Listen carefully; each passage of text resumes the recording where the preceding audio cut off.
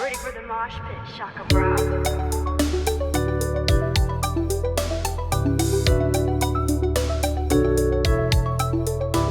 What's up, everyone? Welcome back to StrangeCast Player One Best Wars Life is Strange Fan Podcast. This is episode 118. It's a bonus episode, so bear with us. We'll explain that in a moment. I am one of your co-hosts, Adnan Riaz. My co-host, the tornado-hating, Nepo baby-hating, can't figure out why Max cares about Safi co-host, Adam Evalt is here. Adam, you here? I'm just looking out. Tomorrow's Halloween, and it's a Friday. It's a Friday night, Halloween. Spooky. I'm spooked at 34 years old. Spooky. Isn't it crazy though? Like, this is my 34th Halloween in my lifetime. That's kind of weird to think about, you know? What's more scary is that this is your 34th Halloween and there's not 34 Halloween films in the series, because I'm surprised we never actually got that number. The way they were producing them at one point, I was like, you expect us to have like 34 films. Hot take. Did not like the Rob Zombie Halloween. Did not like it. No. Yeah. I was not a big fan. I didn't even really like the trilogy of films that they did recently. The last one was terrible, and that Halloween. The last one was terrible. The first one was fine. Like the first one in the series, like, oh, okay, we're back to it. And then Halloween Kills was ridiculous. Yeah, that was the second one, right? Yeah. Halloween. Yeah, that was awful, dude. That was ridiculous. So so he's like, evil dies tonight. Evil dies tonight. It's so dumb. Oh God, awful. Yeah, but it is what it is. Still fun. It is what it is, yeah. And yeah, I love Halloween as well. Actually, I need to celebrate that tomorrow as well. I adore Halloween. That will be, obviously, this episode will come to you. We are recording the 30th of October, and we'll explain that in a moment. So if you are new here, please do consider dropping subscribe on the channel, turn notifications, like the video, and share your friends. We've just crossed 2,100 subscribers. We're climbing to 2,200. So if you can help us get there, that would be amazing. And StrangeCast is available on all podcast services. So check us out on Spotify, Apple Podcasts. Check us out on all those services. Go and rate us and go and download us. We have 50 ratings on Spotify, and we also have 339 followers. If you can help follow us and rate us, it helps boost our visibility, and we really much appreciate that. So obviously, as probably the title and the description and whatnot, there was some big news. Me and Adam actually preempted this as well, because we knew that this was going to happen this week. And so this is technically a bonus episode. So Comment the Podcast and Spread the Arts is going to be removed from this. When we go into the next actual StrangeCast episode, we will bring in the previous ones, because there's some hilarious ones on the review for Double Exposure and the other side as well. So we will include those specifically. This is kind of like a supplement. It's podcast numbered, but it's bonus essentially. And we're just mainly going to be focused on the Don't Nod earnings. I know Evalt happened, and unfortunately, if that's not mentioned in the Patreon tier episode, we're not going to be talking about it, because it's just one of those. So and we always have to talk about the Evalt. Boo. Well, I saw your comment. Gimme. I was like, on TikTok. I was like, there he is. So there's the crack addict. But yeah. So basically, we're going to be covering Don't Nod's earnings on this episode, and obviously, as I said on Thursday, I'm going to try and put the Patreon tier out tonight as well. So we have the custom made podcast episode for Patreon users, so you can go and submit topics to it. We and Adam will be recording this Sunday, so you got time to post as well, and hopefully this comes out on Friday as well. Adam, as I said, elephant in the room, which is Don't Nod's earnings came out. We'll just kind of crack in sections. There's a big part about, obviously, Don't Nod Montreal and Lost Record. Ironically, Adam did not know about that until I told him about 10 minutes off the podcast. He's been busy making musically things and whatnot, so it's worth doing that. Musically things. Yeah. So, Adam, should we get into this to start with? I'll try and break down the numbers and in a layman's sense as well. So let's get over here. So let's keep us on small screen to start with. As you can see, Don't Nod on the 28th of October has released its first half fiscal earnings 2025 results. So just for discretionary, and I'll move myself over here actually whilst I do this, because it'll be easier. Very important FYI, and I've said this before, I do own a stake in Don't Nod for different reasons. That is for transparency, because we're talking about it. Do not invest in this without looking. This is not financial advice. It's very important to suggest that, but I do need to make that very clear for transparency. My investment thesis is very different, so bear with me. And thankfully, my stake isn't that big anyway, but it's very different from the approach. But I do need to make that very FYI clear. Adam, back on here, Don't Nod has reported earnings, and it has revealed what's happened in the first half of 2025. Obviously, in the first half, we've had Koira come out. We've had Lost Records Bloom Rage come out, and Lonesome Guild has just come out recently from Tiny Bull Studios. That won't come up Yes. yet. That will appear in the next earnings. But this is mainly focusing on lost records. But as you can see here, the earnings report is here. Revenue multiplied by 3.8 to 7 million euros. Performance plan, first tangible saving on operating expenses, break even economic EBITDA. I don't know how people say that, but anyway, excluding non-reoccurring items related to adaptation plans. Net loss is halved, so it's not losing as much money. We'll come on to that in a little bit as well. And the big one is post-closing signing of a development agreement with Netflix for the creation of a narrative game based on a major IP. So Oh, just to start with, we'll go with Oskar Guilbert here. So the press release, as it says there as well, Don't Nod, Don't Nod independent video game publisher and development studio presents significantly improved half-year results for 2025, marked by sustained revenue growth, a well-advanced operational transformation, and the conclusion of a development agreement with Netflix. Oskar Guilbert, chairman and CEO of Don't Nod, said, and I quote, This first half of the year is characterized by solid revenue growth and the first effects of our performance plan, the full impact of which will materialize in the second half of the year. The signing of a development agreement with Netflix is a key setup for the group. Finally, we will continue our efforts to secure and develop our intellectual property through co-productions and open ourselves up to projects based on external licenses. Together, we will, with all our team, we will continue to preserve and enhance unique identity found on a strong narrative dimension praised by critics and effective gameplay mechanics. And we'll come on to the bottom part first. But Adam, basically the second part alludes to a co-production on one of their games as well that they're going to be doing. Just to kind of like on the surface value of that and just kind of start with, we've obviously spent a lot of time covering the studio.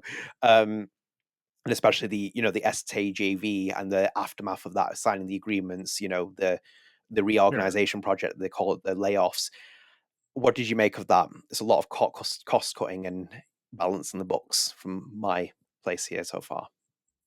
Life is Strange by Don't Nod confirmed. Boom. Confirmed Confirmed. on the show. I don't know, like stepping off of the character there of Adam on the StrangeCast. I'm not saying it's impossible that one of these external IPs is they're co-producing on might be a Life is Strange. I'm not saying that's not possible, but the likelihood of that happening in percentage, can I say 30%? Like that's a 30% likelihood. Yeah. Because like Square is still like needing some help with Life is Strange, and they will bring on co-producers to Deck 9 to get that next Life is Strange game out. Is it Don't Nod?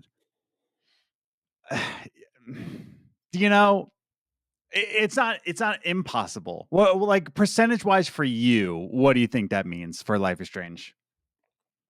I don't think they got anyone near Life is Strange for now.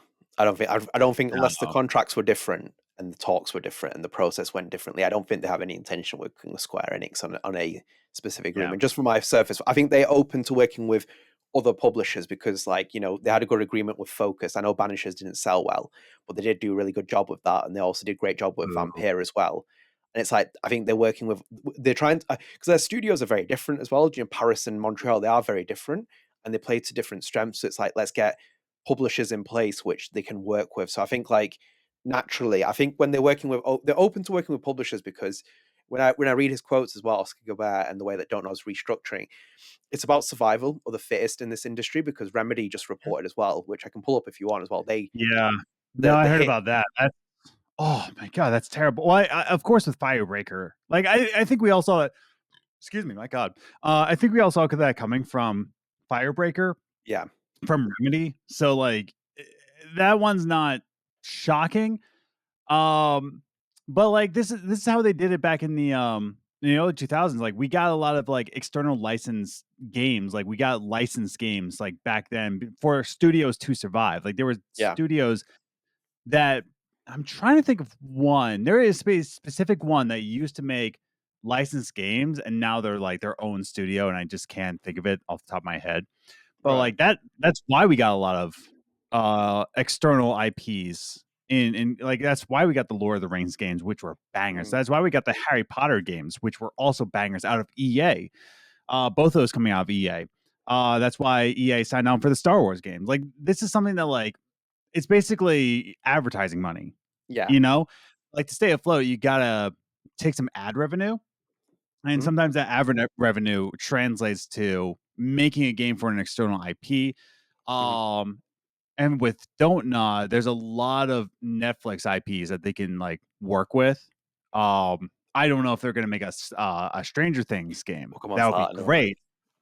And that would be great. Which, by the way, can I say something? I actually I forgot to say this. I rewatched season 1 of Stranger Things. Hmm. Man, man, we don't give that show much love. We really don't give that show like much love. It You actually can it apologize holds up. to you can apologize to Kevin Kestis. He asked you about it, remember? Not not quite yet, because I'm jumping into season 2 and I'm remembering everything from season Yeah. 2. I'm like, I'll I'll wait till I apologize to Mhm. Kevin after I watch the entire series again. But like season 1 especially, mm, uh, what a gem. Uh, but that being said, Netflix does have a lot of IPs. They could make a Stranger Things game, which would We'll come fit. on we'll come on to that in a Yeah, moment because I think it's coming up in a moment. But I think what you were I mean saying Netflix though. also.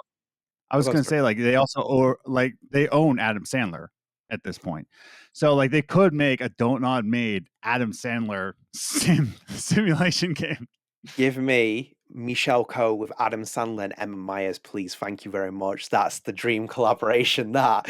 Oh my god! If Yeah, imagine if Michelle meeting Emma Myers, it'd be like Max meeting Max, wouldn't it? It'd be like, oh my god, like they're literally so similar as well, like introvert behavior. You'd be like, yeah. here's a camcorder, and she'd be like, nice. Yeah. Like, um, but I think in the arching conversation you're having there with like all the layoffs and stuff, like because obviously Amazon's just had layoffs as well, and it's like the industry is Massive layoffs, hurting. yeah. And I think the thing is with Don't Nod as well, I would have been more worried if this earnings report didn't do what they're doing now, which is pivoting, working with publishers. Like, look, I'm someone who loves autonomy. I love developers working on their own, those kind of ambitions of Yeah, like, the likes of Jade Raymond and Amy Hennig and Kojima and also any other developer, our Galvatron Lord as well. Like, any person that has those kind of or opportunities to work on Galvatron. their own. Like even he's working with Anna Perna. So it's like, I think like Yeah. one of the things as well, I love an IP and autonomy. I love how Lost Records came Mhm. out as well. But I'm pretty sure, and I remember on the podcast when we were talking on the PS Plus deal, I was saying like, Don't Nod would have to look at publishers and other opportunities as well. Mhm. And sometimes you have to sell your soul to do something like this. It's the same with if I came to you as a major music publisher and I said to you, Adam, I'll take your album and put it, into the stars, and you're gonna be like sold, sold, sold, sold, because Yeah, creativity is important and you want to keep something. But unfortunately, in this world and day and age, very few people get to keep hold of the IP. And an yeah. example as well, even Death Stranding, the Kojima Productions only bought it back recently. They sold that off first to Sony. And it's like, same with Quantic Dream. Quantic Dream's doing that, that other game that they just announced recently. It shows that even every big cornerstone developer who did single player games is adapting to what the climate is suggesting. So it's like we don't know as well making these agreements and deals. And even with Netflix, it's like, it's going to have to happen. Like you're going to have to make these agreements because like if you want to funnel off money for other projects, it makes sense because I said Mhm. that with Jusant. It's like Jusant's a love project which you create when you have extra finance and a core audience that supports you. So it's like if Night Yeah. School Studios was going to make another game, they could do that where it's like they make a smaller development team to go and work on that project separately with the money that they've made from Who's the also Netflix signed on deals. to Netflix. Yeah, and do you know what? Sometimes you have to work with it. I'm going to give. I don't really know huge amounts with Netflix. Mainly, it's through Oxenfree and Night School Studios after they acquired Night School Studios as well. I know they did have layoffs with it, but I'm open to Netflix compared to like Square Enix, for example, and like other behemoth publishers because it's like this could be an Yeah. opportunity where when we'll dig into it in a moment as well, like where they I could mean, go with it because it could be cloud gaming and all this other stuff that they do with it, like a mobile yeah. game as well. So. Ultimately, Don't Know has it as it they're very much reinforced. They have their signature storytelling. Just needs a publisher backing it, But man. I mean, put it this way, man. Like right now, and I guess I'll make this announcement now. I've officially signed on to an indie game studio out here, Icy Worm Studios. Hooray! On the in-house composer. We're both two guys who are just like trying to make it in life, doing our thing. But like we agreed to a business partnership. Me getting like a percentage of the sales. What like that's important for me to say because a lot of times like you could be in the back seat and like seeing these game devs like sell their companies to Netflix or they're taking a license from everything, right? Mm. we're two guys that's just trying to make it in terms of like getting an audience, right? Yeah. If Netflix came to Icy Worm Studios and said, make us let's just say that make us a Stranger Things game. Let's talk about let's talk about a Netflix IP that I don't really enjoy. A Bridgerton, right? Yep. You guys, we want you to make a Bridgerton game. Adam, you have to make Bridgerton music. And I'm like, no way. And they just like plop the money down in front of us. Like, did I say no? I meant I have to pay my bills, right? It's not about selling out. It's that like you work and you work and you work, and if you want to stay employed as a creative, like there's two options for these guys in Don't Nod.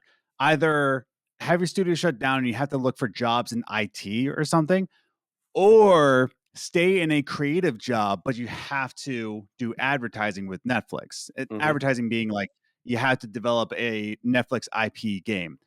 I would take that deal like every day and twice on Sunday, right? That's to say, like I know that could happen. Like, what if Icy Worm Studios gets enough like leverage that we're actually professionals? Netflix approaches us. Are we gonna say no to that bag? I mean, probably not. You know, we Adam, have bills to pay. Yeah. Adam, you won't be seeing me. I'll be like signed it off. It's like he's like he just comes in the studio. It's like, where is he? And I'm like, and I've like Yeah. left a sticky note on the screen where it's like, Exactly. Yeah. sold the brand, 2 million. So the brand. I'll wire you later. See you later. Bye. I mean, that's it. Like, honestly, like you would take that deal. Like a lot of a lot of us, including both of us, at some point before we started like really looking at game development, we're just like, how could you sell out? How could you let Square Enix buy you? But like now that we're reporting on it, and me, I'm like actively in the Well, scene. I'm like, and I get Adam it. as well. Let's just be very clear as well, because like, look, we dump on Square Enix as well, and rightfully so as well for a publisher. Let me just establish as well, we wouldn't even have this podcast without Square Enix. This wouldn't Yeah. even exist, this brand. None of the people that make the art, they wouldn't exist if Square Enix didn't roll the dice with that game. They did roll the Yeah. dice because other publishers weren't willing to do it. Whatever you think of them, this is not even an arch defense, just saying, I understand that from my perspective, even though I'm critical of things with Square Enix, I don't expect anything in return. I'm also deeply admirable for what they did because they have done this with projects where they saved them, done horrible other things in terms of publishers and deals and like, selling off sleeping dogs and stuff. But ultimately, it's just, you're damned if you do, you're damned if you don't. It's like signing a contract with the devil. You have both positives and negatives. And unfortunately, this is the same with this because it's like Lost Records, I loved, which we'll bleed this into a second now. We'll just go straight into Lost Records. I love Lost Records, but at the same time, autonomy comes at a sacrifice and it comes with the marketing, the resources. So let's just bleed it into that, Adam, because we'll come on to the Netflix agreement towards later stage. But I think Lost Records is a big elephant in the room of how that's kind of performed as well. So let me pull it up here for people. Jump us down here. So Adam, as you can see, if we move down as well in the press release as well, it says revenue increased sharply by 7 million euros for the first half of 2025. Don't Nod's economic operating income amounted to 13.9 million euros, a slight decrease in the 5% compared to the first half of 2024. The change reflects a very significant increase in turnover, multiplied by 3.8, notably thanks to the contributions of Bloom and Rage's integration into PS Plus. However, performance remains below expectations, resulting in a 13.1 million euro impairment of the value of assets recorded on the balance sheet for first half for the half year, with no impact on cash flow. And then it says as well, a decreased capitalized production, minus 5.9 million euros, which reflects the development of Bloom and Rage, the pausing of two projects, P12 and P13, which we've spoken to. That's not Don't Nod Montreal's M2. M2 is Don't Nod Montreal's project. And the non-activation of development costs of Aphelion, partly offset by development of P14, which is the other one. Just add in there as well for Lost Records. As you can see there with the performance plan, it says in parallel in Canada, a realignment of resources on the project portfolio was initiated at the end of June 2025, so just recently as well, if you look at it in that perspective, following the exit of Bloom and Rage, allowing an estimated cost reduction of 1.1 million euros in full year. And you can see as well, like other operating expenses amounted to 6.4 million euros compared to 4.6 million euros in the first half of the previous fiscal year, representing an increase of 1.7 million. This change primarily reflects the marketing expense incurred during the first half year for the exit of Bloom Rage, 1.7 million euros. as well as 0.3 million in other expenses related to the organization, while structural costs to be streamlined. And as you see as well, there's depreciation of Lost Records as assets and other things as well. So it's like, just to kind of bleed this into the Lost Records thing, basically we're not getting Lost Records 2. They basically have put this on hold just based on the press release and what they're saying, that this franchise is being iced for the temporary time frame. Yes. So that doesn't surprise me in terms of like how that's worded in the press release. But it's just like, even like Lost Records, look, that's the thing with like not having a publisher. Like, look, I felt so sorry for like Marin and the development team, like trying to get this game out. Like Michelle said it on the podcast, look at when we put Life is Strange game out, and it's like, oh, there's X amount of games. There's like 20,000 plus, he said that at that point when they were putting the game out. You go to the independent game development scene in Raleigh and you keep saying that there's the gems are in there. Those people are screaming for people to just look at their games, because it's like, Yeah. it's just, it's a market that's just so, I don't want to say saturated. It's full of creativity, but it's like, how much time do people have? And it's getting I people's, mean, like when I went to the expo, when I was showing off 3 games that I made music for, just in an expo alone, just with other indie games, it was hard to get attention on those 3 games just within an expo, yeah, right? Think about the dynamics of Steam. Like now you're trying to get all of the globe to like see your game, but it's yeah. hard enough just to be in an expo. So yeah, no, like you gotta like make it somehow, Yeah, and I think that's the message you sent as well. I think like look, I'm absolutely, I'm just gonna swear as well. I'm fucking devastated that Bloom Rage is not continuing on for the time being, and how this is going. I can't imagine what Michelle and Luke and Sam and the development team are thinking, because like the one thing that you should always know as well, like you look at the love and passion they put in that project and everything else. It was just, you can see that there was like a lot of like heart put into that project, and I feel for those guys as well, and the entire development team. But like, ultimately they know that this is going to happen, because again, when we get into the later part, you'll see with the Netflix deal and the financing as well, this keeps Montreal open. I would sooner want Michelle and Luke making games and their wonderful development team than not having them there. And as Adam says, well, like going into another field and ending up in something else. It's like, it's a dog eat dog world, this position. Yeah. And I'm devastated there's no Lost Records. But Lost Records was fighting an uphill battle, and you really have to like, marketing has changed so much. I keep saying it as well time and time again, because it works for Low Birth Games with This Bed We Made. Like, they have really nailed the TikTok algorithm and like Instagram algorithm. Go and have a look at their performance on social. It's amazing. It's like Lost Records just wasn't cutting through it. And it's like, I think maybe it's just, that's something that Don't Nod needs to look at, because I think with this reorganization that they're doing here, it also gives Don't Nod a time to kind of reformat and restructure and maybe build a marketing team which is more in line with the temporary market, where you have to be reactionary, where you have to make clips that suit audiences, you can grab their attention, and it's not something for like autonomy that Michelle's selling his soul out because he's going to Netflix or whatever. I think like Netflix could really complement someone like him, which again we'll come on to in a moment. But I think it's just a shame, because like Bloom and Rage, had it happened 10 years ago when Don't Nod started putting in the roles of like making it studio and stuff, it just felt like by the time Lost Records came out, it came out too late, in my opinion. It felt like the climate had changed so much. And the same with all of Don't Nod's development teams. Like even Jusant would have probably thrived in the Telltale era as like a game where it's like, it's an indies gem. It's like Limbo, it's like Papers, Please. And it's like, I mean, I'm seeing the same like discourse about Dispatch that just came yeah. out. Like, oh, an episodic, that's just not how games work anymore. I'm like, says who? Says you, man. Like, I want that episodic experience, but yeah, like Dispatch is having the same kind of talk about it. It's insane, dude. Yeah. And the same with The Expanse. Do you remember we did The Expanse with the coverage for that? Great game. I love The Expanse. I think it's probably one of Deckline's best work, but it's like it was episodic. It tailed off. Same with Tell Me Why.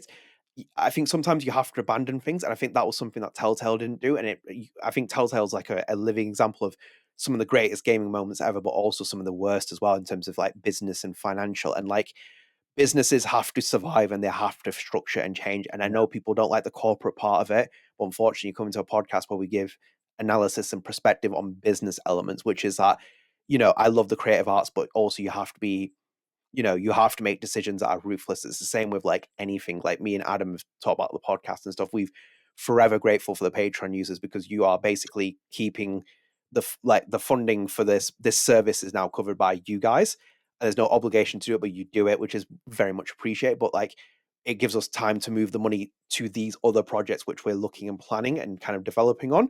So it's like, Mhm. that's something which is a business strategy. It's not just like taking that money and putting it into something else. We're very transparent with where it goes, and it's important for that process. But with this, for example, here, it shows that Don't Nod is making those decisions now in the immediate short term, hoping for a medium to long term benefit. And my hope is that with the Don't Nod deal that comes from the Netflix thing, hopefully it finances a Bloom and Rage project. Hopefully it finances Lost Records in the future. And one thing you can't rule out either, it could even end up with the Lost Records IP getting owned by another publisher because they take a role with it and they're like, actually, you know what? We'll do the legwork on the marketing. You make the game, we'll do that. And I think it's very transparent with the first Life is Strange. If you ever watch the interviews as well, you can see that, that development team of Don't Nod, it wasn't that big. A lot of it was supported by external studios from Square Enix. It was bankrolled by Square Enix on marketing. Not a huge marketing budget, but this is why I always say to people, like, by 2015 standards, Life is Strange was a AAA video game. By 2015 standards, AAA has no meaning now. It's like, you have almost like quadruple A at this point with budgets. But at that point it did, because Square wasn't just doing the marketing, they were doing external studios, they were helping support everything, and that gave the Don't Nod team that creativity to do the project whilst a publisher is marketing things. Marketing something is so hard. It's so difficult to break a brand and get things Yes. out. And it's the same with Bloom Rage. People see it now. People are like, oh, I haven't played Lost Records yet. And that's kind of that thing where you're like, damn, it's like, that's a sale. And the decisions as well, like, there's a lot of things that happen with Lost Records, even when they had to even when they didn't have a pre-order mechanic, they had to wish list it. That comes with like the the digital side of things. It's like, it's so difficult to kind of get games and for people to buy them and play them. But I am heartbroken with Lost Records not having it. I'm hopeful that it returns. I have no doubt in my mind, at least with the Don't Know team, I'm sure that they will want to see it again, because it's, that was their baby. They loved it as well. Yeah. But yeah, it's something as well. I think the Lost Records Journal is going to need a reformat as well. We'll come up with a new name. I think, Oh and yeah. I think if Um, you ever wonder, if you wonder about that podcast, and we'll do this kind of on air, I think the idea will be, from me and Adam, will be to rebrand it within the new game they do, but also under a Don't Know Montreal banner. I think it's going to be a Don't Know Montreal podcast, which I kind of like as well, as an idea where we cover their game, so it includes everything. I made an executive decision with Adam not knowing that, but I think it's kind of that we theme. call it the Eating All Montreal There you go. podcast. It's a lot of Eating all of Montreal, baby. Give me some of that poutine. Well, the cover art's going to be Sam Bradley like opening up the oven, and he's going to be pulling out some his delicious desserts. Some delicious poutine. You guys, Have you ever had poutine, by the way? no, so I haven't, but I would love it, because we have like the staple in the north of like England, and mainly in the north and Yeah. Midlands is like chips and gravy, which is obviously more or less poutine, because you put in curds Well, in there, gravy and yeah, we potatoes. put cheese curds in there. Yeah. Well, not we. Great, Um, Canada and North Dakota does, because North Dakota yeah. is basically Canada. Yeah. Yeah. And I think like with like sometimes some people in the north do put cheese on their gravy, which has kind of become a thing. But I think like that's one thing I would export from Canada if I had the chance, would be poutine and bao and God, and pippin. But like that would it's be like, it's good, man. But like, I feel my arteries clogging every time. we need to sometimes though, dude. You need to though. Those are the kind of moments. Sometimes you have to live for those moments. Yeah, dude. It's I wonder if they're I wonder how you make vegan poutine, because like gravy has beef broth in it. I guess vegetable stock and gravy. I Yeah. never made gravy with a vegetable stock, so that's I cool. think you can do it. It'll just be a bit more runny. That's the only thing with it. It wouldn't be as thick because it needs Yeah, like consistency. me but and Luke are gonna team up. We'll make a well, just to earn some money for Don't Know Montreal, we're gonna have a cart in Montreal at the vegan poutine. And they're like, "What's vegan about? It's fries," and we'll educate them. Like, "Oh, but the gravy has beef animal, so like it's vegan now." So, oh wait, no, the cheese. I can't have the cheese. Oh no, Luke, stop being vegan. Go to the vegetarian side. Let's go, baby. So yeah, that's how we'll earn money for Montreal. Don't worry, Oskar Guilbert. Don't worry. Me and Luke got this. We're gonna make vegan poutine right outside the Don't Know Montreal studios. We'll be fine. We'll be fine, baby. Let's go. This is where we lose all press privileges and everything as well. Oscar Gilbert, you better bankroll this. Otherwise, I'm going to be outside Don't Nod Paris with my sign Yeah. saying give me Bloomin' Rage. That's what it's going to be. It's going to just say, give me. I'm reading the French national TV. It'd be like this crazy man stood outside this Paris headquarters, and I've got this sign that says Bloomin' Rage. Give And me we're Bloomy. gonna call it the Michael Kulch vegan poutine cart. Brilliant. We'll sell millions of them. We With a little got cowboy this. hat. There you go. Yeah, I think we will just kind of make it more of a Don't Nod Montreal podcast, which is very fitting for the theme of things. And the Sam Bradley interview will come, by the way, in the middle of November. I'm just waiting for my time off work, and I will start editing it. It's just a lot of things have happened recently, so I'm just kind of working my way through things. I'm guessing we're gonna have to make a new theme song for it, aren't I? I don't want to eliminate Livia Lapore's. I love that theme now. Yeah, With Livia Lapore. No, that's probably my keeping it. favorite theme song I've done. So It is the best one. I love the Mac this one as well, but I think that that's staying. No, that can, because they're making a Netflix game. I think it fits in with things. We're keeping that one. That's staying. I think Christine's going to get a job as well to make a new piece of art. That's going to be the one for her. By the way, as well, Christine's our freelance artist who does that logos as well. And I think, like, I know with Christine, I think it must be really special for her to see Sam Bradley on the podcast episode because he's the art director as well, and like on top of her art, which is quite cool for like her, which which is always one of those little things where you never know where your art and stuff can go. So on top of like Bloomin' Rage, yeah, I think this will be more of a topic we'll explore in a lot of conversations because it is really heartbreaking. I really wish that they would have done this. But should we go into the Netflix part? Because I think maybe that's a part of the conversation we can let's go into how they're going to develop this Stranger Things game. Yes. So I'm going to quickly scroll down. It's where are we up to? Can I be honest here before we even get to this? Like, what other IP would Don't Nod Montreal make? Lost Records Blooming Rage is such Stranger Things coded. Yeah. That's such an easy sell to make a Stranger Things game. And they're going to their final season, you know? And I think, Adam, it relates to the other point you said at the beginning, where it's like, the publishers they want to work with, because Don't Nod Paris has a very different identity from Don't Nod Montreal, despite the fact they're all under one umbrella. Because like Apheline's being made in Paris, and that's that, team of different people that made like, Tell Me Why and like Jusson and the other kind of flavor of the day. I know like Juliette worked on, for example, both Vampire and Life is Strange and Lost Records, and she's in Canada with this team. But I think like there's like this is a story driven one. This is like the Night School Studio equivalent / Telltale equivalent / Deck Nine equivalent of like the branch of Don't Nod, where they make story focused games. So as you said, the Stranger Things is like kind of that great thing for them to make. So as you can see there, Adam, as well as we're pulling down as well, the other details as well, including Aphelion. We can come on to that in a minute as well. The Xbox Games Pass thing. I think previous you would have talked about that when you had an Xbox. As you can see, Gun. You're coming to Xbox Game Pass and not PlayStation Plus. How dare you? How dare you? Indeed. So, Adam, as you can see here, these are the big details, which will be probably the main part of the title and stuff as well, which is that it says, Don't Nod announces the signing of a development agreement with Netflix for the creation of a new narrative video game on a major intellectual property. Through this agreement, Don't Nod will develop a new narrative experience, leveraging the studio's recognized expertise in the genre. The project, currently in development at the Montreal studio, will be published by Netflix. Come on, it's a Stranger Things game. It's a Stranger Things. You just saw like a narrative video game with a major come on. What? Okay. Sorry, you continue. Yeah. This collaboration marks a new stage in the development of Don't Nod, which confirms its positioning as a specialist in storytelling for major intellectual properties and its ambition to explore new formats such as cloud gaming. I think that's a big thing for people have been overlooking, which is the cloud gaming part. The project, which funds the Montreal studio, is part of the group's desire to secure its resources and strength, its ability to evolve in an increasingly competitive and selective environment. The group confirms its roadmap to consolidate its fundamentals, secure its future reserves, and preserve its unique identity based on narrative excellence and critically acclaimed creativity. So I'm going to list off, I just went on like Google major Netflix shows, right? Yeah.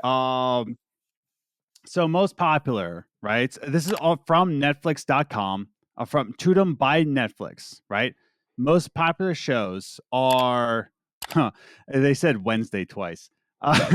So Wednesday, Adolescence, Bridgerton, Queen's Gambit, BoJack Horseman, Stranger Things. Between Stranger Things and a Wednesday game, right? Like, what else are they gonna do? You know?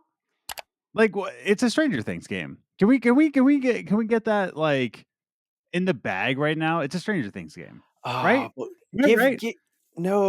give me a Wednesday game. I want to see Michelle Coe x Emma Myers, and I want Web Pickers Guild to mocap that shit. That is absolute cinema, Sure. as the meme is. I That would is the think dream. it's in between Stranger Things and Wednesday because they're Yeah. not doing Bridgerton. Like, let's get that out of the bag. They're not The doing a Bridgerton game. the other thing But the I'll other one, mention as well, on what you're yeah, saying there as well, Telltale was making a Stranger Things game, if you remember, I know. in I saw the October, footage from that, man. Oh, what a rip. which is I think why Uh, what you're saying it's got to be a Stranger Things game, unless it's Squid Games or something like that. That'll be a bit of a I was different gonna one, but say the like other IP is Squid Game, but I don't see Don't Know Montreal. no, Like, not saying they won't do well with it, but like between Lost Records, Bloom and Rage, and Stranger Things, like, for high schoolers going out to find something like ethereal, right? yeah, It's gotta be. Like, between that or Wednesday. Like, yeah, it might be Wednesday, who knows? But they're not doing a Squid Game. yeah, Let's get that out of the way. They're not doing BoJack Horseman. They're not doing BoJack Horseman. yeah. Uh, like, you Do you got know? Bridgerton, you got the show You. Yeah, That's not happening. It's Stranger mm, Things, right? yeah, Am I right? and Am I crazy? yeah, and I think one of the other things that's kind of overlooked as well, because of like how the Don't Nod Montreal teams developed as well. You have Sam Bradley there, and you have Juliet as well. And Yeah. their artwork is so Stranger Things coded. Like I think like they could easily make like I that's one of the things that's really like eye opening for me seeing Sam Bradley work on this with Oh, Juliet on the art part. we forgot one. What? Although, sorry. Night School Studios already did a game based off this IP. So Night School Studios is already covering Black Mirror. So Night School Studios Mm, already did a Black Mirror game. I don't see them doing that. So I it's don't see that it. or now Sam Bradley does have a Netflix show, if you remember. Oh yeah, he does. Oh wow, Yeah. I can't believe we did that interview. Do you know what as well? I'm going to say this as well because it says currently in development here. Luke Bagros and Michelle Coe stitched us up by getting that interview in August. They were like, let's get this interview done here before the TV Yeah. show is announced of Life is Strange, even though they had no idea that's happening. They're like, they can't see into the future, but they're like, let's get it done in August now because before the Life is Strange TV show is announced, that we have no idea that's even happening, and before we announce this in the earnings, which they knew about because obviously it's Don't Nod's earnings and stuff like that. But like they're like, we'll do the interview now so they can't ask us about it. You two stitched us up there. Michelle Yes. Colch and Luke Bag of Dust, you've stitched us up here by not being on the podcast so we can talk about this. But hopefully we can cross paths in the future about this. That's what I'm hoping for. Um, no, I don't think it's gonna be so Black Mirror. Black Mirror's too out there for me, personally speaking. It would work. so They could do it, but Stranger Things is me. the description for Intergalactic, which is Sam Bradley's artwork in Intergalactic, Mm, ambitious artist Jabari attempts to balance success and love when he moves into his dream Manhattan apartment and falls for his next door neighbor. Right? Maybe, maybe, but I wouldn't say Intergalactic is a major intellectual It would just say like an intellectual property from Netflix, right? yeah. It's gonna be Wednesday or Stranger Things, I think. Also, just to kind of point this out as well, it's not going to be a niche thing from Netflix. This is a big deal in terms of what they're signing up to. You do not, for example, bold major, Major. major intellectual property bolded as well on top of that. It's going to be I think also as well, just from my personal experience, I'd want it to be Stranger Things because like they would work it because like the Telltale team that was working on that when it canned, it was like it felt like it was kind of like a lost moment for Netflix, and it felt like they really wanted to push that, and I feel like they've kind of got the studio which is on par with Telltale to make something of this caliber, if not even better as well with the resources. Like look, as I said, the verdict is out on Netflix. I only know so much about Netflix's publishing model and whatnot, and I'm very open-minded to giving publishers a chance because we haven't even seen the game yet. We haven't seen anything about it. But look, they're going to get resources. They're going to get money. They're going to get all kinds of things. Netflix is bankrolling. Netflix is almost, I think they're not even, are they $1 trillion? I think they're not $1 trillion yet, but like the stock is through the roof. They are making money. They are cash at the minute in terms of how much they're getting for resources. And this can only be to their benefit Like you're working. By the way, you're working with an established IP here. You have brand power. So this is according to macro trends that Netflix is worth approximately 468 and 472 billion. So half a trillion. Yeah, Yeah. almost half a trillion. Yes. So like, because The stock the price stock's gone was parabolical. stock price is now marked at $1,100 US. God damn. It's not the 5 Yeah. trillion on Nvidia, but that's a different whole different ball game. Um, but like this deal though, I think like when it's a major IP, it's gotta be Stranger Things. And also as well, I think one of the things it's perfect just from Michel's perspective and Jean-Luc as well, and obviously Luke as well. They have all coded, all works, and it goes down to the micro details, like their development teams fitted for it. Even like, the composers like Julian and whatnot, they are all suited for this kind of game.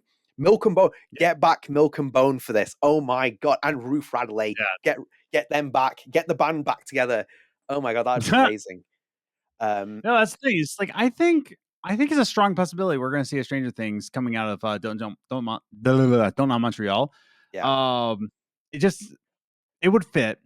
The project is currently in development in Montreal studio and will be published by Netflix. But yeah, currently in development. So yeah, yeah, this collaboration marks a new stage in development of Don't Know, which confirms the positioning and specialist as a specialist in storytelling. So yeah, they're just trying to like put themselves out there, like, hey, we can do IPs as well. Like we have our own games, but we can also do IPs. yeah. Um, What did you make of the cloud gaming part in that? It's interesting that. I don't think it's that interesting. They're all just trying to like get with the market. Like, there's not going to be game consoles pretty soon, anyway. I mean, we look at Xbox right now, and like their new console, if they're going to even have a console, it's going to be cloud. Like everything, like Xbox says, like this is an Xbox, this is an Xbox, this Yeah, is an Xbox. Even with PlayStation with the Portal, that's kind of cloud gaming, but you mm, have your own server, what that being your PlayStation 5. You have cloud gaming with Nintendo. So there's a lot of cloud gaming with the Switch, you know. yeah, So I just think that's just where the industry wants to go is mm, cloud gaming. Whether or not that's consumer friendly, I don't think that's up in the air. But mm, with new formats such as cloud gaming, like that's just the new trend in gaming. Everything's cloud. This is a yeah. don't nod. This is a don't nod.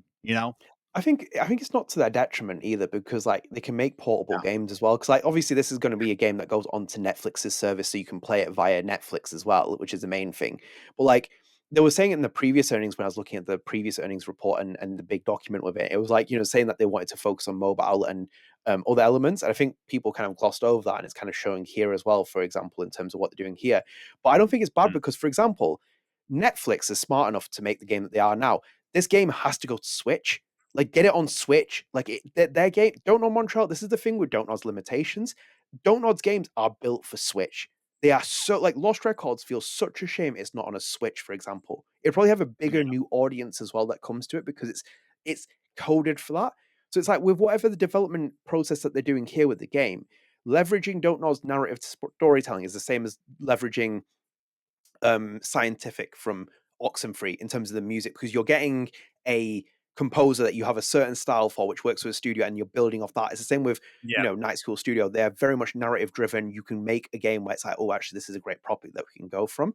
And I think with this deal, I'm fine with it. I'm really quite. I'm not as reactionary as other people. And if that's because you wanted more Lost Records, or if you wanted Don't Know's Autonomy, fair enough. Because I'm also in the same bracket. But I'm again going to stay very much on that point there. I want Don't Nod to exist, and I want people to buy their Yeah. games, and I want exposure from it. And this will make people's lives a lot easier, because I think, like, for example, Marin has huge experience. He worked at Square Enix and all kinds of places. I think he worked at Sega as well. But it's like, him having time working on an IP like this in their brand association roles, this only helps him build more marketing experience for future Don't Nod games as well. Not that he needs it as well. I'm just going to FYI that. It's just saying that it's more opportunity to explore working with a bigger publisher and exploring those marketing prospects as well, because Yeah. that's something. At the end of the day, this is just more money for Don't Know Montreal. Like, Yeah. this is more money. Like, what it is, it's just like I made the point that like Icy Worm, the studio that I'm a business partner with, um, if Netflix came to us, that doesn't mean we're a Netflix publisher. Like we're not Netflix. Like, oh my god, we're here with Netflix now.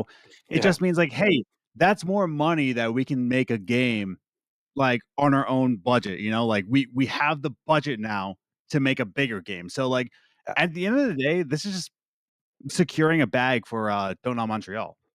And that's the most important thing as well. You look at, for example, the stuff with like Deck Nine and all the news that we're covering in terms of the layoffs and stuff like that. And you look at it, it's like you need to secure back, you need to secure it, and all the publishers and developers. You've seen how many studios collapse and all the other stuff. Don't Nod is doing what I think is the best thing. It's not just from an investor standpoint. Obviously, they do answer to investors, but they're also looking at what the prospects are because they spent so much money and resources building that process that they did, and it took so long to do it. And the market changed, the climate changed, and you have to adapt again, and you have to adapt in a pragmatic way as well. So it's the same with this as well. And Adam, as well, whilst we're here as well, we can just chat about it. I might as well bring it up because it's of interest there. As you can see there as well, the development of Aphelion P10 and new intellectual property is expected in 2026 and available from its release on Xbox Games Pass subscription. Obviously, the trailer was dropped as well. If you follow me on Twitter, you saw Adam gimme, responding on TikTok. It was a very rare comment there. Aphelion, let's go, baby. On my But- birthday, January 6th. January 6th. Not just saying anything, but like, come on, January 6th is my birthday. But it relates to that conversation there where it says like with the Lost Records deal and PS Plus, Lost Records obviously got a massive financial boost from that deal, and it's the same with Aphelion. Look at them; that's a Don't Nod developed game and published game. They know at this point we need to just make the deal here, and we'll go forward with other developers and publishers. It's a very, very cutthroat market. I've never seen the gaming industry this crazy, and I don't cover games news. I'm literally a podcast. I do this in my spare time and stuff. Like I was a games journalist in another lifetime, and when I was the games journalist in that time, we were eating good. That was 2015. Yeah. You saw all the games that came out in 2015: The Witcher, Metal Gear, Tales from the Borderlands, Life is Strange. Yeah. It was great times, man. Telltale existed. Telltale was like spiraling into like this, like it was the second coming of Jesus Christ for Telltale. And it was like, we've seen where we are now 10 years later. The market has changed so much. And it's the same with Aphelion, for example. Like I'm very excited about that, but it's like I'm looking at it and thinking like they if a publisher came tomorrow, I think they would be like, sign up, do it, get the marketing out, they get it rolling, because not many people are talking about this game until it pops up when it does. So generally speaking, the marketing results are very, very interesting for that report, because actually whilst I'm here, because I'll pull it up, because I was doing this as my nighttime reading whilst I was, because I don't have much of a life outside of seeing Adam. Time. Yeah, well, this is a problem as well. I don't We're have much too life. busy destroying our TikTok trend, our streak. That's just, that was, it warned me 3 times to get reactivate, and then I kind of just got complacent. So, and you still send me TikToks of just like, oh, when bro ignores my 100 TikToks, like you ignored me for a week. How dare you? I was self-deprecating on a different level there. So where is it now? I'm gonna have a quick look here. Where am I looking at this podcast? It was here before. It's how much money they were making and how much loss that they were making. He ended our 436 stage. Yes, go for it. There it is. As you can see here, and it's in very big black text, and I'm going to zoom it in as well. The net result attribute to the group was a loss of 20.8 million euros as of June 2025, compared to minus 42.4 million for the first half of the previous fiscal year. Let me just say something. This is perspective for you if you don't do the finance numbers. Don't Nod lost 20 million euros in 6 months. And then you think about last year, they lost 42 million euros in expenditure. They've thankfully managed to cut that 20 million euros. Projection-wise, Don't Nod's fiscal earnings, if you look at the way the company is structured and where it's going, it's not projected to be profitable for 4 years, 3 years, just based off of estimations because of where the studios are. It needs to make decisions which are brutal. Look, I'm a gamer at heart. I'm also someone who's a realist. I always do this with Adam as well. I will be more on the business side and the analytics side. Decisions have to be made with this kind of situation. You cannot hemorrhage 20 million euros in 6 months. That's like me giving Adam a budget of $100,000. You'd disappear. I'd never see him again. If I gave Adam $100,000 to make a composing soundtrack, and he came back to me, he's like, well, I need 500K. I'm like, what have you just done with the $100,000 I give you? You have to. I hired Abbey Road Studios. That's what I did. That's it's been bankrolled into that. I think like that's the kind of thing that I'm kind of pointing out here. These decisions have to be made, and look, I really am like I'm wishing nothing but the best for them on the Montreal project because I think for me it's a match made in heaven. As long as Netflix gives them that autonomy, which again I'm giving very much benefit of the doubt and being open minded about the approach, which I think they should yield. Very excited for it. I enjoyed Oxenfree too. That was from Netflix's publishing arm after they acquired Night School Studios. I thought it was a great game. And I'm open minded to things, but that net loss and how much money they've been losing, you have to make decisions and pivot and change. Otherwise, eventually, where's the money going to come from? There's no financing. This project is now financing Montreal. Fantastic. Happy for it. Yeah. Yeah. No, like that's what it is. Just it's putting finances into Don't Nod in general and then mostly Don't Nod Montreal. So we're gonna get a good game out of this. We're gonna get a good Luke Bagados Michelle Co Stranger Things game. We're gonna get that. They get their money. We get more money into IPs that we love. So I think it's just a win-win overall. Like Don't Nod Montreal is not going away at least. It's just win, win, win, win, win, win, win. Sam Bradley still has a job. Win, win, win, win, win, win, win. Still going to be baking his treats into the office. Win, win, win, win, win. That's what's going to happen. Win, win, win, win. Johnny Galvatron is still doing his game. Win, win, win, win, win, win. By the way, there was a clip that he shared because he was doing a podcast. He's been doing a thing. He was talking about Kojima playing his game. Oh my god, that was so funny, that podcast. Oh, that's so wild, dude. He will be on this podcast at some point. I'm going to mark my words. And also as well, it's Kojima? Johnny Galvatron. I was like, say Kojima coming on this I dream show? about that. Because he by the way, he is literally you. In that character, that is the Adam Evalt StrangeCast persona. And also, you haven't watched it yet. Have you watched Ted Lasso? No, I don't have Apple TV. No. Oh my god. You need to watch. You are Ted Lasso. You are literally Ted. Your persona. Every time I watch Ted Lasso now, I'm like, and it's not even that. Oh, everyone's American. I'm like, that is Adam. I'm like, he's literally doing Adam's personality. I'm like, he's doing. I'm unhinged. We're all just. Once you find an unhinged white person, that's where we are. Oh, absolutely. But I think, like in the general sense, it's a very interesting earnings report. I think I've seen from this. Yeah. I'm hopeful that things go well, and I'm just happy that Montreal's there and they're making games. And I think again, it's just going to be a match made in heaven. I think there's a lot of learning for a studio at Montreal. It's only 4 years old. It was born out of like a different period, a different era. It needs to change. It needs to adapt. I hope that we see Jean-Luc Carnot with Michel make a game, and they make like a Stranger Things-esque game, even if it's a niche. No, it's not a niche property. It's a major IP. It's going to be a major IP. Yeah, it's either going to be Wednesday or Stranger Things, but like. The hype is strong in Stranger Things right now. Like because it's going to the final season, I'm seeing Target ads for like in Target, like get your Stranger Things. They have a tape recorder from like the Max's tape recorder, but it's a power bank. Like it's going off the roof with Target right now. So I think the hype is too strong for Stranger Things that they're trying to get a Stranger Things game out. So and so again, all the characters are going to win here. Yeah, and it's the same with the Telltale thing. That's the link back to it. They can that project and they want to bring a new. It would just make sense to bring a new Stranger Things into the world. But as you said, when the IP is red hot, it's still red hot. It's one of those like. It's funny when you said you watched the first season because that was from a bygone era. That was from the early advent of Netflix where you saw those shows, House of Cards. That was 9 years ago, mind you. Older than, 9 years ago. That was in 2016, Brett. Like that's insane to think about. StrangeCast turns 9 years. Yeah. StrangeCast turns 5 next year. That'll make you feel old as well. We're out halfway at that point as well. It tells you like where time is just literally like that. But yeah, 9 years is crazy because that's like again that feels like a bygone era of Netflix. But that was like the peak advancy, the early part of it, and times have changed.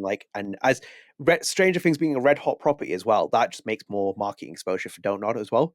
And I hope that they capitalize on that as well. I hope that they really promote themselves. I want to see Luke wearing his Ruth Radley top when he's promoting this as well. Be like, yes, we're going to give Ruth Radley some like promotion.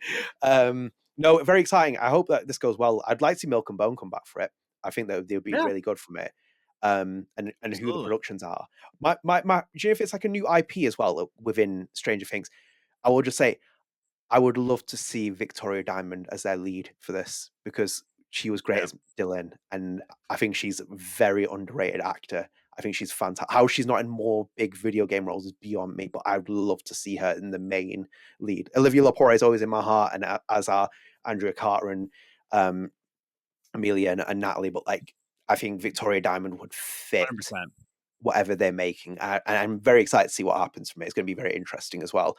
We might even get some photos of Philip Bark. Like, it might be like some like incident in California. He's just there in like his little recording booth. He's like, oh no, he's recording. No, cool. It's very exciting. And Adam, whilst we're wrapping up as well, because I think we can pull one point out here as well, because we mentioned it very early on. As you can see there, I'm going to move this onto the smaller version here. There you go. Yeah, as you can see there, guys. What's up? Have you picked up Lonesome Guild? Not yet, but I will pick it up though. I'm very interested in that game. It does look very. That was one that appeals to me more than Koira, but I'm very excited for that. I'm going to try it. Got some good reviews that as well, which is good for them. It did. As you can see here, as we saw with the Italian thing, this is the other one. So it's the continuation of an advanced negotiations of co-production for Project P14, which is very interesting. That because this project's now going to co-production, which is going to be. Yeah, I wonder what it is. It might be. It might be Gerda too. Who knows? No, it's internal. Yeah. I don't know what that would be because like that's not part of the other two because the other two canceled are P12 and P13, right? This is a third game we haven't even talked about. This is the one that's further out. So obviously P14, P10, sorry, P10 is Ophelia and P14 is this other project that we don't know of. M2 is Don't Nod Montreal's project. There's so many P's. Is it P12 and 13 you said off the top? Yeah, P12. Yeah. I've never seen so much P on one paper, dude. I know. Where is the P? As you can see there, yeah, this is very interesting though, that co-production. I think that's one to keep an eye out. I do wonder how that's going to be playing into factor for that. That could end up being a published project as well. It wouldn't surprise me if they end up getting a publisher for that as well.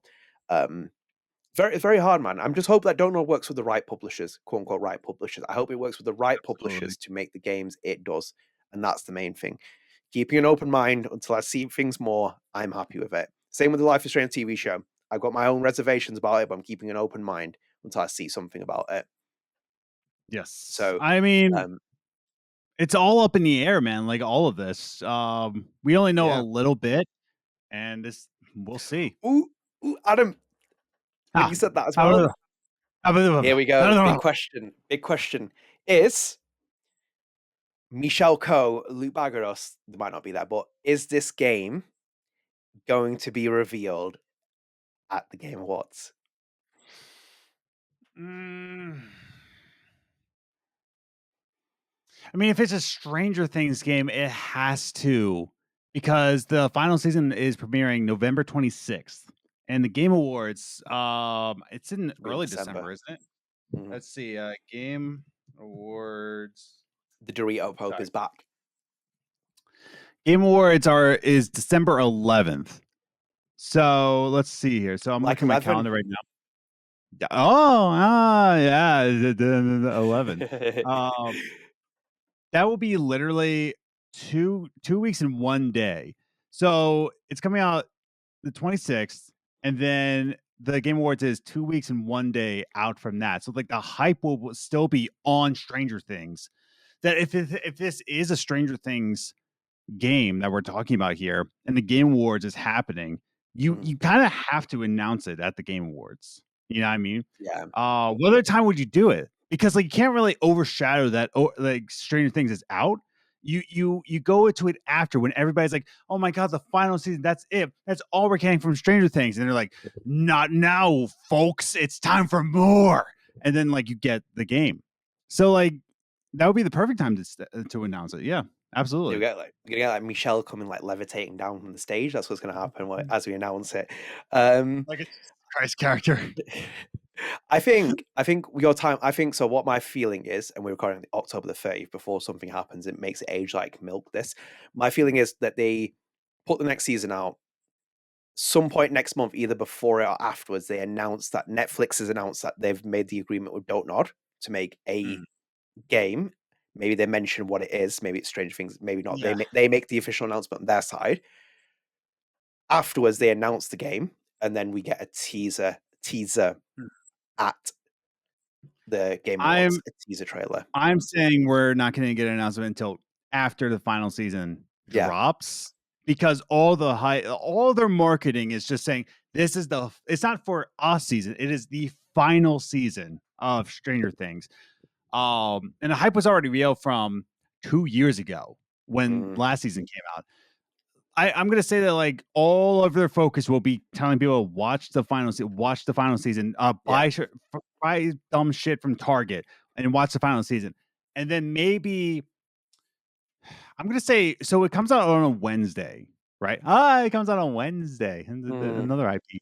I'm gonna say like the earliest we would see it is Friday, November 28th. yeah. So if it comes out on Wednesday, that next Friday, we're gonna see something. I think that's the earliest we would see. So I'm gonna say it's after. What do you think? Yeah, yeah, I think so. I think my only feeling that I have is that Netflix will announce the agreement that's in place that they're working with Don't Nod. So they'll say we are working with Don't Nod on a game, and I imagine that Luke, Michelle, and Don't Nod Montreal will confirm that they are working on a Netflix game, not what it is. That they confirm that what's already been said here. So it's kind of like an early confirmation just to establish, yes, we are working on this. We're not telling you what it is. Then, as you said, get Stranger Things out, then announce the game. Like just Yeah, announce that it's actually happening, and then with a reveal to happen at the Game Awards. That's what's gonna. yeah. That's what I think. I think so. Yeah, I That's what think I'd that's what's hope gonna for.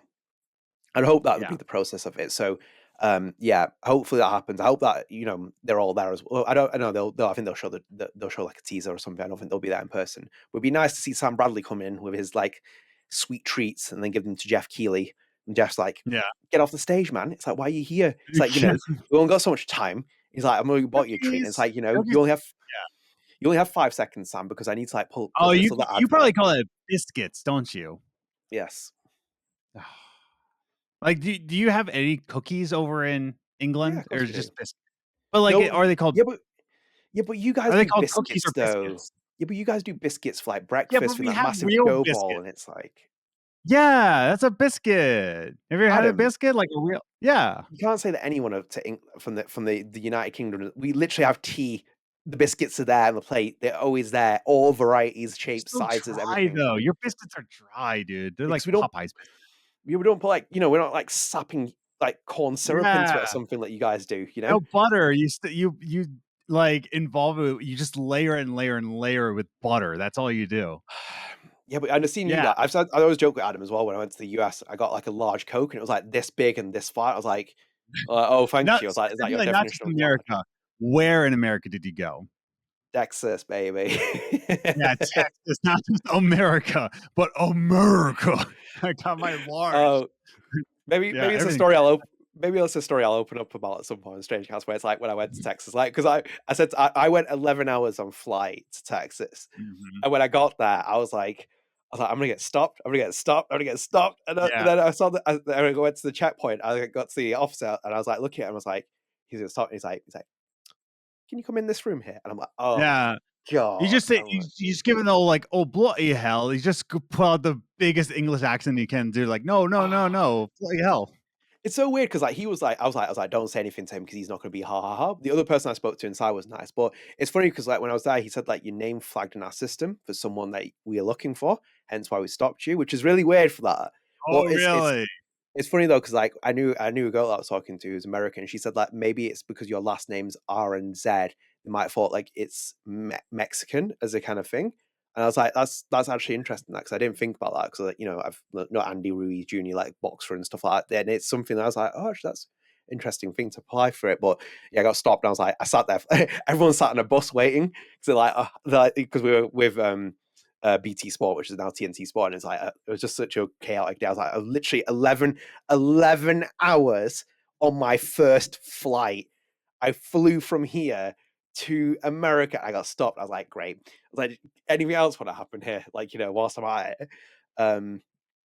Crazy times, crazy times. But yes, there you go. So very, very exciting. Very sad about Lost Records. Very, very sad about that. But I'm a believer that Don't Nod Montreal will revisit that Yeah. series IP someday in the future. I'm very much fingers crossed about that. I just have a good feeling that the love and the passion that they had for that project. I feel like they are going to want to do more in the future and maybe try and look at other options, which again, something could happen from that. It's the beauty of an anthology model or something like that. It could be something, if it is an anthology, we need Olivia Lepore back. That's a big one, and her rabbits. So they exciting though. I'm excited for this. Yeah, very So exciting. Yeah. Also, whilst I'm at it, Netflix, open the war chest and give Michelle money to get Hannah Tell, Olivia Lepore, Victoria Diamond, and Emma Myers on the set. There's your new quartet. None of them to do with Stranger Things, but get that quartet dynamic. There's one. Absolutely. That's what I do. I if I had money to heal the world, I would. And the first thing I'd do is I'd make a roundtable podcast of Emma Myers, Olivia Lepore, and Hannah Tell, and that would be the best podcast you'd ever listen to. It's like free. The best. What's that? The best? The best podcast you'll ever listen to. That would be absolute cinema. That the three of them, it'd be like energy balls of introvertness behavior of all three of them. That's what I'm all for. So yes, we're now rambling on. Call it a day here because that'll be better for us. So yes, thank you so much for that. As I said, it's an impromptu podcast. We just kind of insert it into the schedule. And we hope you enjoyed that. Let us know your thoughts in the comments. Obviously, let us know your thoughts about Lost Records as well. It's a shame that Lost Records will have to go for a rebrand, but we'll have to prolong that as well. So, as you will. But yeah, leave us your thoughts in the comments. And as I said, Patreon incentive should hopefully be live by the time you get this. So do go and check that out. Go and suggest topics. Let's see if the Kevins take over the Patreon as they always do. Yeah, we'll sign off here. And as I said, with patrons there as well, big shout out to our Patreon subscribers as well. So we have Kevin Lackner, Sundy, Clare McLoughlin, Jake Churchill, Carly, Gordberry, Kevin Kestis, Clarx, MrAnselmi, Spunger, and The Lost Fan. So thank you so much for your support. It's very much appreciated. Hopefully we have more interview opportunities coming up for you guys soon. Planning those in the near future. Life is just taking it's the end of 2025 and I'm feeling it. I want to get out of this year. So yes. So I'm going to get to November 2026. There you go. Yeah. So yeah, thank you for joining us. Let us know your thoughts in the comments, and yeah, we'll sign off here. So take care, guys. Oh, I'm messing this up as well. If you are new here, still getting used to the podcast, guys. It's been that hiatus, like that little break, just knocked me a little bit. If you are new here, please do consider dropping subscribe on the channel, turn notifications, like the video, share with your friends. Ooh. And also, Lost Records StrangeCast is available on all podcast services. So you can check us out there on the video version on Spotify and Apple Podcasts. Go and check us out there. Go and download us and rate us. You help boost our visibility, which is important. Lost Records Journal, if you're watching Sam Bradley as well. But for his episode, it's a 2-hour podcast that we did with him, which was incredible. I can't wait for you to watch that. And same with Adam, because the conversations we learned a lot about that project in terms of the game and what you see in it, which is crazy because the fact that Don't Nod Montreal doesn't know some of the stuff that he's put in that game is crazy. So I hope you look forward to that. That will come out in the middle of November. I've got a week off work. I'm going to sit down and focus on it whilst I got time with that. So it will come out, but it'll come out in 2 parts. And I'm very excited for you guys to watch that because there's a lot of stuff in there that was really, really great to hear his insight on. So, bear with that. And then obviously I think me and Adam will discuss the future of the Lost Records Journal. But as I said, in real time, it'll probably be a pivot towards a Don't Nod Montreal focus podcast, which all game for as well. It's always important. So as you will, rambling on. Take care, guys. Thank you so much. Appreciate you. Stay tuned for the next episode. See you later, guys. Bye. Later. Ready for the mosh pit, shaka bra.